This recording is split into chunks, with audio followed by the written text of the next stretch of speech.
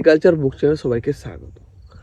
আজকের ভিডিওর টপিক হলো যে শশা গাছ হলুদ হয়ে যায় কেন।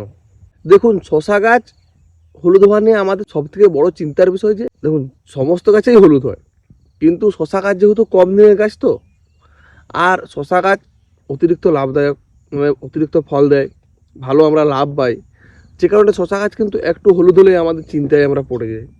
সবাইকার ক্ষেত্রেই যে কোনো গাছ হলুদ হলে আপনাকে কিছুদিন সময় দেবে। ঝিঙা গাছ বলুন, করলা গাছ বলুন, 2-4 দিন আপনি সময় পাবেন, তার মধ্যে আপনি ওষুধ ব্যবহার করতে পারবেন, গাছ কিন্তু আবার ঘুরে যাবে। কিন্তু শশা গাছের ক্ষেত্রে কী বলুন তো, শশা গাছ আপনাকে 24 ঘন্টার সময়ও দেবে না। যদি সকালে দেখেন গাছ একটু হলুদ দেখাচ্ছে, বিকালবেলায় যেয়ে দেখবেন গাছ সম্পূর্ণ কিন্তু হলুদ হয়ে যেতে পারে। আবার কি, গাছে অনেক দিন কোনো ধসা বা ফাঙ্গিসাইড ব্যবহার করা হয়নি, হঠাৎ করে কোনো পিজিআর বা ভিটামিন দিয়ে দিলেন, তখন কিন্তু গাছের পাতা হঠাৎ করে খুব হলুদ হয়ে যেতে পারে। অনেক ক্ষেত্রে নাইট্রোজেনের অভাবে হঠাৎ করে হলুদ হয়ে যেতে পারে। তাহলে এই অবস্থায় আমরা কি করব? মানে দেখুন, মার্কেটে ফাঙ্গিসাইড তো নানা রকমের আছে, কিন্তু আজকে আমি এমন কিছু ফাঙ্গিসাইডের নাম বলবো যে ফাঙ্গিসাইডগুলো রোগ অনুসারে আপনারা ব্যবহার করতে পারবেন। মানে গাছের কম বয়সে কোন ফাঙ্গিসাইড ব্যবহার করবেন, গাছ ফল দেওয়া অবস্থায় কোন ফাঙ্গিসাইড ব্যবহার করলে ভালো কাজ পাবেন, আবার গাছ বয়স হয়ে গেলে কোন ফাঙ্গিসাইড ব্যবহার করলে গাছটা আবার অনেক দিন সবুজ থাকবে, এমনকি দীর্ঘদিন ফল দেবে। সেরকম আমি 3 থেকে 4 রকমের ফাঙ্গিসাইড বলবো, যে ফাঙ্গিসাইডগুলো কি আপনার গাছকে সবুজ রাখার পাশাপাশি আবার গাছের গ্রোথও হবে। গাছে যে জালি পচার সমস্যাগুলো হয় না, দেখতে পাচ্ছেন এখানে একটা যে জালি শুকিয়ে গেছে, এই সমস্যাগুলো কিন্তু হবে না। সেরকমও কিছু ফাঙ্গিসাইড মার্কেটে পাওয়া যায়, যে কারণে আমরা না জানার জন্য আমাদের গাছগুলো কিন্তু অকালে নষ্ট হয়ে যায়। যে জমিটা দেখতে পাচ্ছেন, এই জমিটা আমার নিজেরই চাষের জমি। এখানে গুলমোহর যে শশা বীজটা আপনাদেরকে আমি বলেছিলাম, সেই গুলমোহর শশাটাই এখানে চাষ করা হয়েছে। যদি দেখেন যে শশা কেমন ধরেছে, অবশ্যই আমি দেখিয়ে দিচ্ছি। শশা কিন্তু এখানে বেশ সুন্দর লম্বা শশা হচ্ছে, সাদা, যেটা আপনারা চেয়েছিলেন মনের মতন সেরকমই শশা। দেখবেন গাছ কিন্তু নানা রকম কারণেই হলুদ হতে পারে, যে শুধুমাত্র ছত্রাক গঠিত রোগের জন্যই যে গাছ আমাদের হলুদ হচ্ছে এরকম কোনো কথা নেই। দেখবেন গাছ যখন ছোট থাকে না, ছোট থেকেই গাছে অনেক সময় অনেক খাবারের অভাবে কিন্তু হলুদ হয়ে যায়। আমরা তখন বারবার শুধুমাত্র ফাঙ্গিসাইড দিই, আমরা ভাবি যে গাছ আমাদের হলুদ হচ্ছে হয়তো ধসার কারণে, তা নয়। অনেক সময় নাইট্রোজেনের অভাব হতে পারে, অনেক সময় গাছের গোড়া অতিরিক্ত বৃষ্টি হওয়ার জন্য দেখবেন না, যদি টানা 2-4 দিন বৃষ্টি হয় গাছের শিকড়গুলো পচে যায়, আর পচে যাওয়ার পর হঠাৎ করে আপনি যেয়ে দেখবেন জমির গাছ হঠাৎ করে হলুদ। আপনি ভেবেছেন হয়তো ধসার কারণে, না, শশা গাছের শিকড় যদি পচে যায় না, এই নতুন করে শিকড় গজাতে যতদিন সময় লাগবে, সেই সময় কিন্তু গাছের অবস্থা কিন্তু হঠাৎ করে খুব খারাপ হয়ে যায়, গাছ কিন্তু হলুদেই থেকে যাবে। গাছ কিন্তু তখন সবুজ করা খুব কষ্টদায়ক। যতদিন না নতুন শিকড় করছে, সেই গাছ কিন্তু আমরা চট করে সবুজ হবে না। তাহলে আমরা শশা গাছকে খুব তাড়াতাড়ি, দেখুন যে কোনো ছত্রাকনাশক ওষুধ দিয়ে আমরা গাছকে কিন্তু খুব তাড়াতাড়ি কিন্তু সবুজ করতে পারবো। তাহলে সেই ছত্রাকনাশকগুলোর নাম কি? যখন দেখবেন গাছ নর্মালি ভালো অবস্থায় আছে, গাছে কিন্তু কোনো হলুদ হয়নি, সেই রকম সময় সিচুয়েশন হলে আপনারা গাছে খুব একটা দামি ছত্রাকনাশক ব্যবহার করার প্রয়োজন নেই। তাহলে তখন কী ছত্রাকনাশক ব্যবহার করবেন? তখন ব্যবহার করবেন সাইমোক্সিন ম্যানকোজেব, যেটা মক্সিমেট, কার্জেট বা ফন্ট বা যে কোনো কোম্পানির সাইমোক্সিন ম্যানকোজেব ব্যবহার করুন, আপনি কাজ কিন্তু খুব ভালো পাবেন। একটা ভুল অবশ্যই দেখবেন ভুল করি, যে 15 টাকার দামে আমরা সাইমোক্সিন ম্যানকোজেব কত ব্যবহার করি? 40 থেকে 50 গ্রাম। এইটাই আমাদের প্রথম ভুল। যেহেতু আমরা কম দামের মধ্যে একটা ভালো ছত্রাকনাশক চাচ্ছি, এই কম দামের মধ্যে যেহেতু সাইমোক্সিন ম্যানকোজেব একটা কম দামি ফাঙ্গিসাইড, এই ফাঙ্গিসাইডটা যখন আমরা ব্যবহার করব, এই ডোজটা 50 গ্রাম আমরা ব্যবহার করব না। যদি আপনার 16 লিটারের দাম হয়, সেক্ষেত্রে আপনি 80 থেকে 90 গ্রাম শুধুমাত্র জলে, আর সঙ্গে সিকজেন্টা কোম্পানির যে একতারার পাতাগুলো হয়, বা যে কোনো কোম্পানির একতারা গ্রুপের যে থাইমোক্সিন পাতাগুলো হয়, ওগুলো 1 কি 2টো মিশিয়ে আপনি ব্যবহার করবেন। এই ওষুধটা সবথেকে কম খরচের মধ্যে, মোটামুটি আপনার 60-70 টাকা খরচে 15 লিটার জলে কি 16 লিটার জলে দিয়ে 5 কাঠা জায়গায় কিন্তু আপনি খুব সুন্দরভাবে স্প্রে করতে পারবেন। তাহলে কিন্তু গাছের পাতা যে হলুদ হওয়ার সমস্যা, গাছ কিন্তু সব দিনে সবুজ থাকবে। গাছের পাতা কিন্তু হঠাৎ করে হলুদ হবে না, আর আপনাকে বেশি খরচও করতে হবে না। কিন্তু এরপর দেখবেন হঠাৎ করে গাছ হলুদ হয়ে যাচ্ছে, ঠিক আছে। গাছটা আপনি যেমন সাইমোক্সিন ম্যানকোজেব দাম কম, কিন্তু এটা আপনাকে 5 থেকে 6 দিন অন্তর কিন্তু স্প্রে করতে হবে। কিন্তু অনেকেই বলেন যে দাদা আমার চাষ অনেকটা, আমি বারবার হয়তো এতটা স্প্রে করতে পারবো না। তারা কি করবেন? যারা হয়তো 10 দিন কি 15 দিন অন্তর স্প্রে করতে চাচ্ছেন, তাদের জন্য সবথেকে ভালো ওষুধ দুটো বলবো। একটা হচ্ছে সুমিটামো কোম্পানির ডেরেকো, যেটা আমি আপনারা যারা আমার ভিডিও ফলো করেন তারা দেখেছেন, ট্যাঙ্কিতে 20 ml ব্যবহার করবেন। তাহলে ডেরেকোর সাথে কি আর কিছু মেশাতে হবে? হ্যাঁ, মেশাতে হবে। কী মেশাবেন? ডেরেকোর সাথে মেশাবেন আপনারা সাইমোক্সিন ম্যানকোজেব 50 গ্রাম, ওটা মেশালেন 20 ml, এটা মেশালেন 50 গ্রাম। এই দুটো মিশিয়ে সঙ্গে সাদামাছির ওষুধটা অবশ্যই ভুলবেন না। সাদামাছির ওষুধ প্রত্যেকবারই ব্যবহার করবেন। আপনারা এটা স্প্রে করবেন, এর কিন্তু লংজিভিটি অনেকটাই বেশি, এমনকি গাছটা খুব তাড়াতাড়ি কালো হবে, এমনকি দীর্ঘদিন আপনি রেজাল্ট পাবেন। আবার অনেক সময় দেখবেন গাছ অকালেই যেমন বার্ধক্য হয়ে যাচ্ছে, মানে কচি গাছ কিন্তু আপনার মনে হচ্ছে গাছগুলো বয়স্ক হয়ে যাচ্ছে। কেন হচ্ছে? এটা দেখবেন গাছের শিকড় অনেক সময় পচে যাওয়ার কারণে গাছ কিন্তু হলুদ হয়ে যায়, গাছ বাড়ছে না, গাছ মাচার নিচেই রয়ে যাচ্ছে, গাছ হলুদ হয়ে বসে যাচ্ছে। এরকম সিচুয়েশনে আমরা কোন ফাঙ্গিসাইড ব্যবহার করবো বা কী কী ব্যবস্থা নেব? দেখুন, এই সময় গাছে খাবারের কিন্তু যে ঘাটতি রয়েছে, খাবার থাকা সত্ত্বেও গাছ কিন্তু খাবার খেতে পারছে না। এরকম সময় মাটিতে আপনাকে এমন কোনো অনুখাদ্য ব্যবহার করতে হবে যেগুলো ব্যবহার করলে শিকড় খুব তাড়াতাড়ি খেতেও পারবে, গাছও বাড়বে। আর ফাঙ্গিসাইড কি ব্যবহার করব? এই সময় আমরা ব্যবহার করব সিংজেন্টা কোম্পানির স্পোরিয়াম। এটা যদি ব্যবহার করা এই সিচুয়েশনে, তাহলে কিন্তু গাছটা আপনার খুব তাড়াতাড়ি সবুজ হয়ে যাবে। আর এর সাথেও আপনারা সাইমোক্সিন ম্যানকোজেব মেশাতে পারেন। লক্ষ্য করবেন গাছে কিন্তু দুরকমভাবে গাছ হলুদ হয়। একটা কি টপা ধাসা, বা যেগুলো আমরা সোজা কথায় বলি ডাউনি মিল্ডিউ। গাছের পাতাগুলো দেখবেন এই যে এইভাবে ছোপ ছোপ হলুদ হচ্ছে, দেখছেন? এখানে একটা হলুদ, পাতাটা পুড়ে যাচ্ছে, লক্ষ্য করেছেন ভালো করে? এটাকে বলি ডাউনি মিল্ডিউ। এরকম সমস্যা কিন্তু গাছের গোড়ার পাতা থেকে শুরু হবে নিচের দিকে, এটা কিন্তু উপর দিক থেকে এই রোগটা আপনারা শুরু হবে না। এটা রোগ আপনারা নিজেরাকেই বুঝতে হবে কোনটা কী রোগ। যদি গাছের নিচের দিক থেকে পাতা এরকমভাবে হলুদ হতে থাকে, জাস্ট এরকম, এটা ডাউনি মিল্ডিউ। এটার জন্য আপনারা যেগুলো কন্ট্যাক্ট ফাঙ্গিসাইড, সেগুলো ডোজটা একটু যদি বাড়িয়ে ব্যবহার করেন, যে কোনো, সেটা কার্বনডিজিম ম্যানকোজেব হোক, বা রেডোমিল গোল্ড, বা মেটালেক্সিল ম্যানকোজেব যে রেডোমিল গোল্ড সেটাও, বা সাইমোক্সিন ম্যানকোজেব সিঙ্গেল ব্যবহার করলেও এই রোগটার জন্য আপনারা কাজ পাবেন। একটা জিনিস লক্ষ্য করবেন, গাছ হঠাৎ করে পুরো গাছটাই কিন্তু হলুদ হয়ে যাচ্ছে, সেই গাছটা কিন্তু পুষ্টির অভাব, মানে গাছ সঠিকভাবে খাবার তৈরি করতে পারছে না, যে কারণে কি গাছে কিন্তু এই সমস্যাগুলো দেখা যায়। আবার অনেক সময় লক্ষ্য করবেন গাছের পাতা কেমন কুচকে যাচ্ছে, এই যে দেখুন, এই যেখানে এই পাতাটা কেমন কুচকে কুচকে হলুদে যায়। এটা কি কারণে হতে পারে? এটা কি ধসা?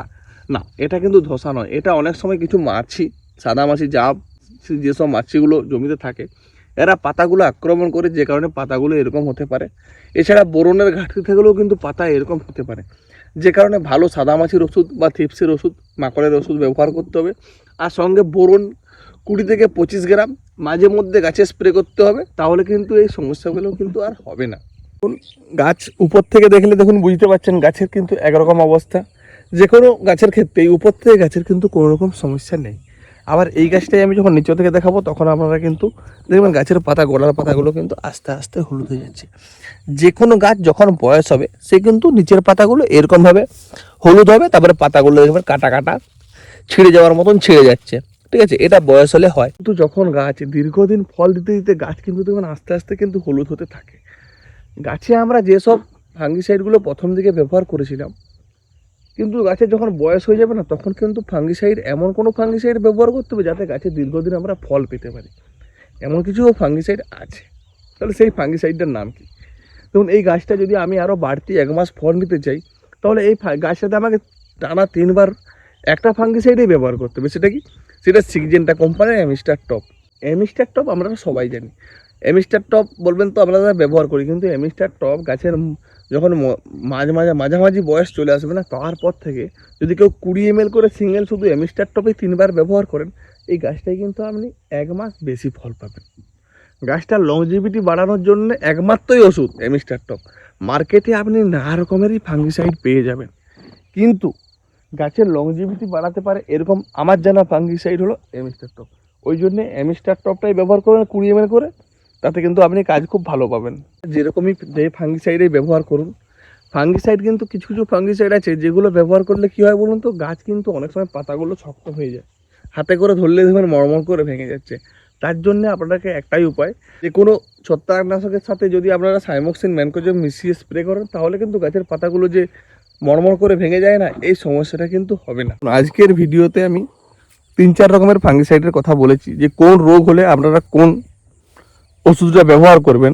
কিন্তু ওষুধগুলো ব্যবহার করার কিছু নিয়মও আছে। শুধুমাত্র আমি যে ব্র্যান্ডেড ওষুধ ব্যবহার করছি, বা আমার ওষুধ ব্যবহার দামি ওষুধ, আমার ব্র্যান্ডেড ওষুধ, তাতেই যে ভালো কাজ হবে তা নয়। ওষুধ কিন্তু দেওয়ার নিয়ম আছে, সেই নিয়মগুলো যদি আপনি মানতে না পারেন, তাহলে কিন্তু আপনার দামি, যত দামি ওষুধ হোক, সেগুলো ব্যবহার করা কিন্তু মূল্যহীন, যার কোনো অর্থই নেই। ছত্রাকনাশক সবসময় আপনারা ব্যবহার করবেন সকালবেলায়। সকালবেলায় কখন, যখন গাছের দেখবেন শিশিরটা মরে যাচ্ছে না, এই গাছের শিশিরটা মরে যাওয়ার পর গাছের পাতা শুকনো, দুদিকেই শুকনো, কোনো রস নেই, এইরকম সময় সবসময় ছত্রাকনাশক ব্যবহার করবেন।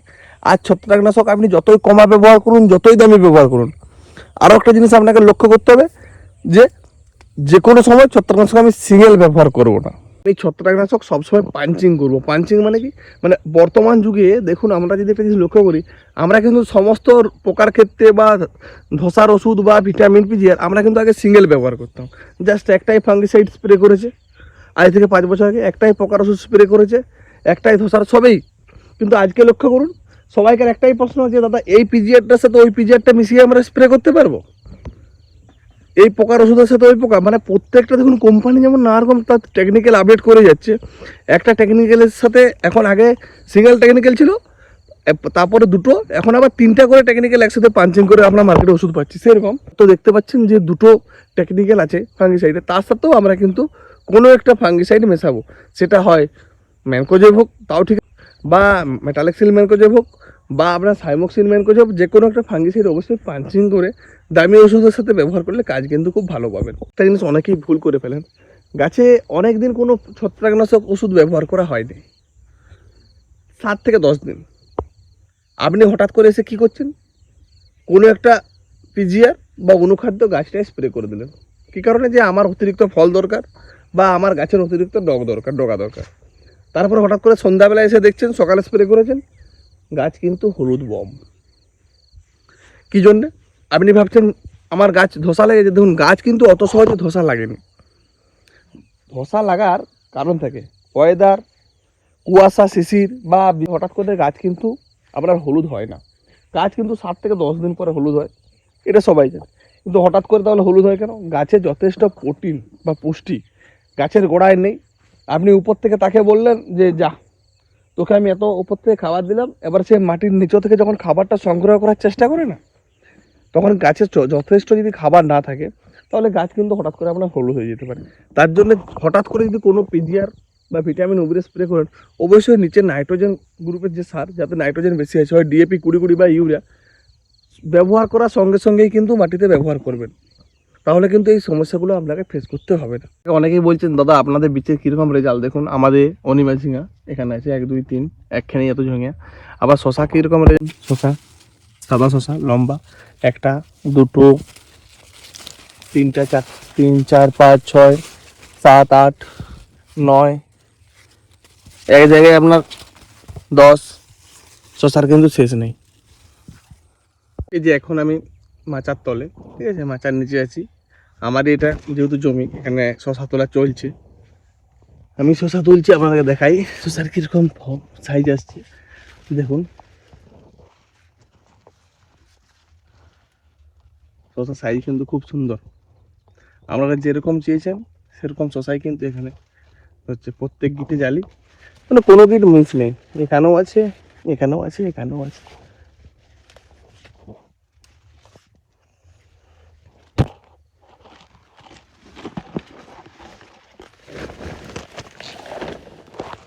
দেখুন এই জমিটাতে শশা প্লাস ঝিঙ্গা, এটা কত হবে, বড় জোর 2 কাঠা, 1.5 থেকে 2 কাঠা জমি।